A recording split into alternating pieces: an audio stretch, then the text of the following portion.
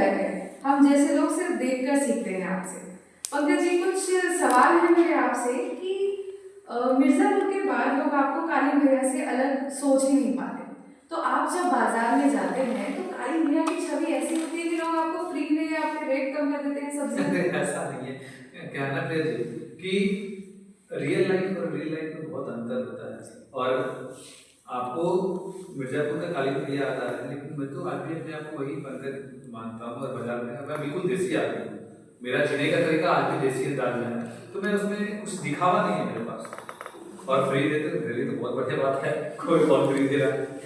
बिल्कुल बिल्कुल जी। हमारे बिहार में किसी पे एक अच्छी सी पंक्ति है कि चोरवा के मन बसेला ककड़ी के खेत में।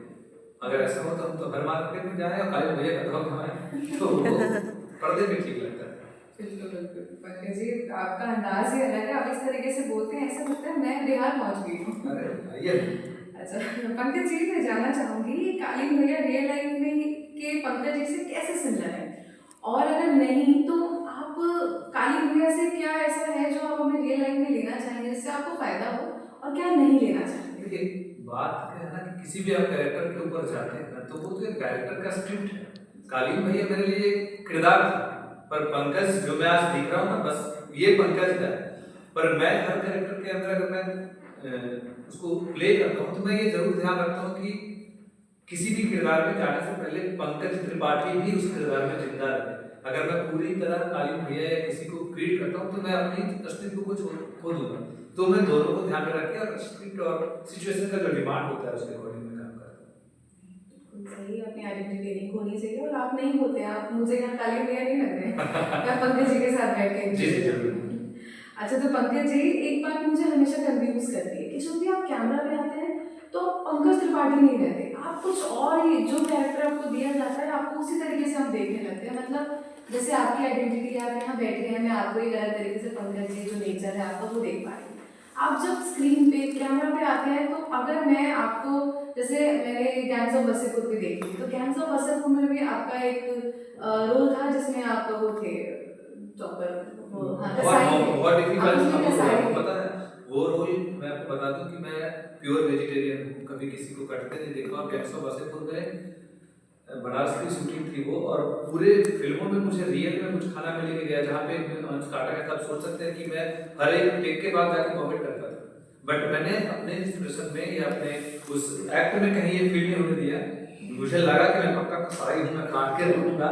और आपने देखा तो वो स्क्रिप्ट और सिचुएशन का डिमांड था, जिसके अकॉर्डिंग क्योंकि राष्ट्रीय नाट्य विद्यालय में इसका एक अच्छा क्लासेस होती है जो नवरस है, उसमें आपका है कि जब तक आप चीजों को करेंगे ना, आप उसमें इंटरनली जो सात्विक होता है ना, वाचिक, आंगिक और सात्विक, ये अभिनय का 3 गुण है कि आपको अच्छा बोलना होता है। बोलता है बीमार व्यक्ति का किरदार निभाने के लिए किरदार निभाने वालों को स्वस्थ होना अति आवश्यक है।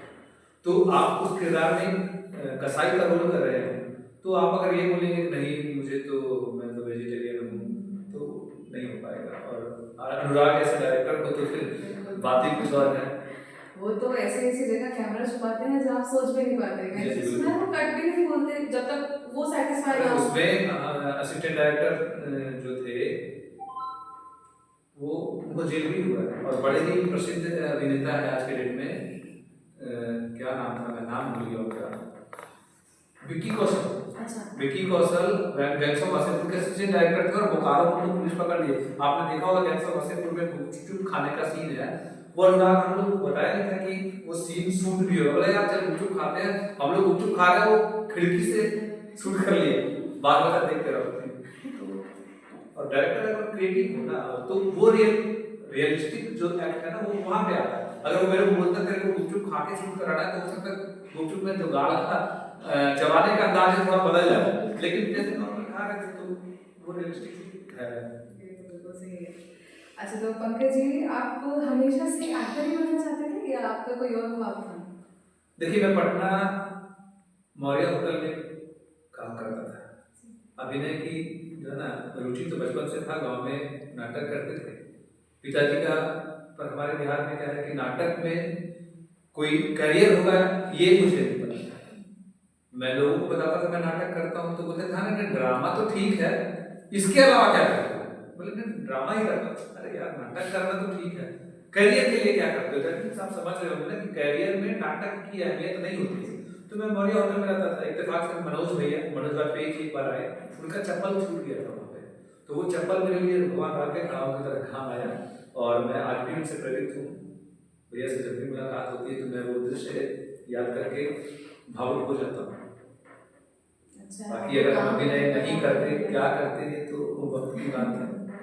पर आपको काम करने का मौका भी मिला। बिल्कुल बिल्कुल।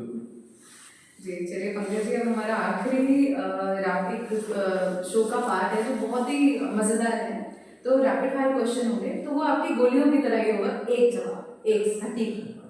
पहला सवाल है, कालीन भैया या गुरुजी सेक्रेट गेम से आपको ज्यादा कौन प्रभावित किया? दोनों। अच्छा, दोनों, क्योंकि दोनों का स्क्रिप्ट और दोनों का किरदार अपने अपने जगह पे अपनी अपनी भूमिका और महत्व रखता है। वैसे प्रसिद्धि